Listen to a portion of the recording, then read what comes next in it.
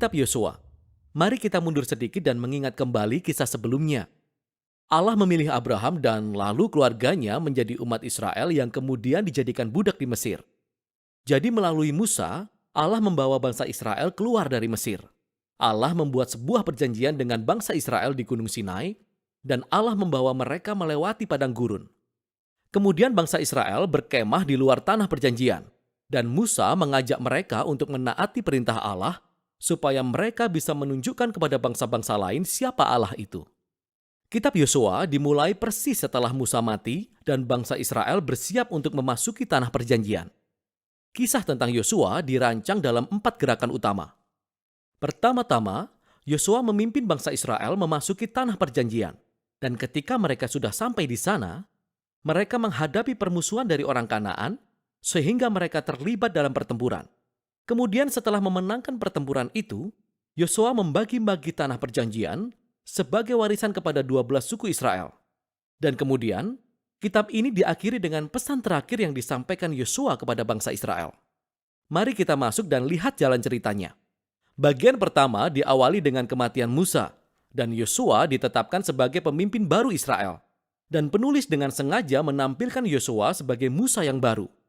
Sama seperti Musa, Yosua mengajak bangsa Israel untuk menaati hukum Taurat, yaitu perintah perjanjian yang diberikan kepada mereka di Gunung Sinai. Kemudian Yosua mengirim 2 pengintai ke tanah perjanjian, persis seperti yang dilakukan Musa di kitab Bilangan pasal 13 dan 14. Kecuali kali ini, semua berjalan jauh lebih baik daripada sebelumnya. Bahkan beberapa orang Kanaan berbalik dan mengikuti Allah Israel. Yosua kemudian memimpin bangsa Israel menyeberangi sungai Yordan dan memasuki tanah perjanjian. Sama seperti laut terbelah untuk Musa di kitab Keluaran, demikian juga sungai Yordan terbelah dan imam-imam mengangkut tabut perjanjian menyeberangi sungai Yordan diikuti oleh seluruh umat Israel. Sekarang di pasal 5, kisahnya mengalami transisi. Umat Israel mengingat kembali akar mereka sebagai umat perjanjian Allah dan generasi yang baru disunatkan. Dan mereka merayakan Paskah yang pertama di tanah perjanjian. Kemudian, mereka sudah siap untuk melanjutkan perjalanan. Dan Yosua mengalami perjumpaan yang aneh dengan seorang kesatria misterius, yang ternyata adalah komandan malaikat Allah. Lalu Yosua bertanya, "Engkau di pihak kami, atau engkau di pihak musuh kami?" Kesatria tersebut menjawab, "Bukan keduanya." Hal ini menunjukkan bahwa pertanyaan yang sebenarnya di sini adalah, apakah Yosua ada di pihak Allah? Jelas sekali bahwa keseluruhan kisah ini bukanlah tentang bangsa Israel melawan orang Kanaan, melainkan kisah pertempuran Allah. Dan bangsa Israel akan memainkan peranan sebagai penonton dan kadang-kadang sebagai pendukung rencana Allah. Kisah ini menuntun kita pada bagian selanjutnya. Kita menemukan berbagai cerita mengenai perselisihan yang dialami bangsa Israel dengan beberapa kelompok orang Kanaan. Dan bagian pertama menceritakan kisah 2 pertempuran secara detail. Dan kisah itu diikuti oleh beberapa kisah pendek yang merangkum tahun-tahun pertempuran menjadi beberapa ringkasan singkat. 2 pertempuran pertama adalah melawan kota Yeriko dan Ai. Kedua pertempuran itu menyuguhkan gambaran yang bertolak belakang antara kesetiaan Allah dan kegagalan bangsa Israel. Di Yeriko, bangsa Israel melakukan pendekatan yang benar-benar pasif. Mereka membiarkan hadirat Allah dalam tabut perjanjian, menuntun mereka mengelilingi kota diiringi dengan musik selama 6 hari.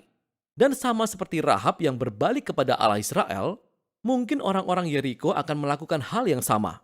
Namun ternyata tidak.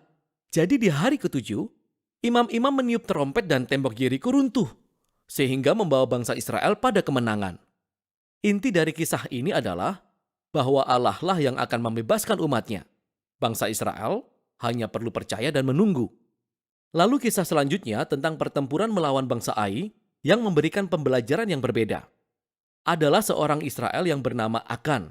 Dia mencuri dari Yeriko beberapa barang yang dikhususkan untuk Allah saja dan dia berbohong mengenai itu. Ini adalah kejadian yang sangat timpang setelah semua yang dilakukan Allah untuk bangsa Israel. Jadi bangsa Israel bertempur melawan bangsa Ai dan mereka kalah telak. Hanya setelah dengan rendah hati mereka mengakui dosa dan menindak dosa Akan, Israel bisa meraih kemenangan kembali. Jadi kedua kisah ini diletakkan di depan untuk mengajarkan nilai yang penting. Jika bangsa Israel ingin mewarisi tanah perjanjian, mereka harus menaati dan percaya kepada perintah Allah. Mereka tidak mendapat perlakuan khusus. Paruh kedua dari bagian ini dimulai dengan orang-orang Gibeon, kelompok orang Kanaan, dan mereka bertindak persis seperti yang dilakukan Rahab, yaitu berbalik dan mengikuti Allah Israel, dan mereka mengadakan perdamaian dengan bangsa Israel. Tindakan ini sangat bertolak belakang dengan raja-raja Kanaan lainnya, yang mulai membentuk aliansi dan koalisi, dan mereka ingin menghancurkan bangsa Israel. Jadi bangsa Israel terlibat pertempuran dengan mereka, dan bangsa Israel meraih kemenangan besar. Jadi keseluruhan bagian ini disimpulkan dengan ringkasan daftar kemenangan-kemenangan yang diraih oleh Musa dan kemudian oleh Yosua. Sekarang, mari kita berhenti sejenak karena besar kemungkinan kisah-kisah ini dan segala kekerasan yang ada di dalamnya akan membuat kita terganggu. Dan jika kita adalah pengikut Yesus, kita pasti bertanya-tanya. Seperti, bukankah Yesus berkata, "Kasihilah musuhmu"? Mengapa Allah menyatakan peperangan di sini? Jadi pertama, mengapa harus orang Kanaan? Alasan utamanya sebenarnya sudah dijelaskan sebelumnya di kisah Alkitab, yaitu karena kebudayaan orang-orang Kanaan sudah berubah menjadi sangat rusak secara moral, terutama jika berhubungan dengan seks. Lihat Imamat pasal 18. Mereka juga melakukan praktek pengorbanan anak secara marak. Lihat Ulangan pasal 12. Jadi Allah tidak ingin praktek ini mempengaruhi umat Israel. Orang Kanaan harus diusir. Hal ini memunculkan pertanyaan kedua. Apakah Allah benar-benar memerintahkan pembantaian orang Kanaan seperti suatu genosida? Sekilas, kita melihat frasa yang digunakan dalam kisah-kisah ini. Bangsa Israel menghancurkan mereka sepenuhnya. Mereka tidak membiarkan satu orang pun atau apapun yang bernafas selamat. Tapi jika kita membaca untuk kedua kalinya dengan lebih cermat, kita akan melihat bahwa ungkapan-ungkapan ini adalah hiperbola dan tidak harfiah. Jadi kembalilah ke perintah awal tentang orang Kanaan dalam Ulangan pasal 7. Israel pertama kali diperintahkan untuk mengusir orang Kanaan, tapi kemudian diperintahkan untuk menghancurkan mereka. Dan kemudian diikuti perintah untuk tidak kawin dengan mereka atau melakukan transaksi bisnis dengan mereka. Jadi mereka tidak bisa menikahi seseorang yang telah mereka hancurkan. Saya pikir Anda mengerti maksudnya. Hal yang sama juga terjadi dalam kisah Yosua.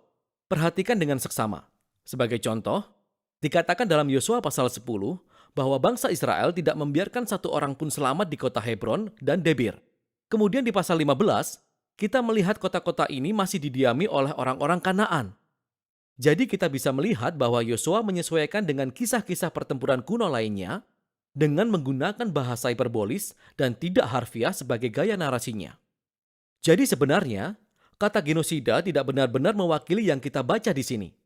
Apalagi jika kita mengingat kisah tentang orang-orang Kanaan yang berbalik kepada Allah Israel, seperti Rahab dan orang-orang Gibeon. Allah sangat terbuka kepada mereka yang mau berbalik kepadanya. Hal terakhir yang perlu dipikirkan adalah bahwa kisah-kisah ini menandai momen unik dalam sejarah bangsa Israel. Pertempuran ini terbatas pada segelintir kelompok masyarakat yang tinggal di tanah Kanaan. Dengan semua bangsa lain, Israel diperintahkan oleh Tuhan untuk mengejar kedamaian. Silahkan baca Ulangan pasal 20. Jadi, tujuan dari kisah-kisah pertempuran ini bukan supaya kita, para pembaca, pergi melakukan kekerasan atas nama Tuhan. Sebaliknya, kisah-kisah ini menunjukkan bahwa Allah membawa keadilannya atas kejahatan manusia pada saat yang unik dalam sejarah, dan bagaimana Allah membebaskan Israel dari pemusnahan oleh orang Kanaan. Sekarang mari kembali pada susunan kitab ini. Setelah beberapa tahun pertempuran, kita melihat Yosua yang semakin tua dan dia mulai membagi-bagikan tanah perjanjian kepada kedua belah suku Israel. Dan sebagian besar bagian ini adalah tentang penentuan garis batas. Jujur saja, ini sangat membosankan. Ini seperti membaca peta tanpa gambar. Tapi bagi umat Israel, penentuan garis batas ini sangatlah penting. Ini merupakan penggenapan atas janji Allah di masa lalu kepada Abraham, yaitu bahwa keturunannya akan mewarisi tanah perjanjian. Jadi kini janji itu digenapi sampai ke detail-detailnya, yang menuntun kita ke bagian akhir. Yosua memberikan 2 pidato kepada umat Israel. Pidato ini sangat mirip dengan pidato terakhir Musa di kitab Ulangan. Yosua mengingatkan bangsa Israel akan kemurahan hati Allah, bagaimana dia membawa bangsa Israel ke tanah perjanjian, dan menyelamatkan mereka dari orang Kanaan. Jadi, Yosua mengajak mereka untuk meninggalkan dewa-dewa Kanaan dan setia kepada perjanjian yang telah mereka buat. Jika mereka menaatinya, itu akan menuntun kepada kehidupan dan berkat di tanah perjanjian. Namun jika mereka tidak taat, Israel akan mendatangkan penghakiman Allah sama seperti yang dialami oleh orang-orang Kanaan. Mereka akan diusir dari tanah perjanjian ke dalam pembuangan. Jadi Yosua meninggalkan bangsa Israel dengan sebuah pilihan. Apa yang akan dilakukan bangsa Israel? Itu adalah pertanyaan besar yang muncul di akhir kitab ini. Dan itulah kitab Yosua. Yesus, Raja yang berbeda, sangat berkuasa namun penuh cinta. Yesus, Raja yang berbeda, semuanya Dia miliki, tapi murah hati. Yesus, Raja yang berbeda, bukan hanya berjanji, tapi rela mati. Yesus, Raja yang berbeda, aku makin jatuh cinta padanya. Yesus, Raja yang berbeda, sangat berkuasa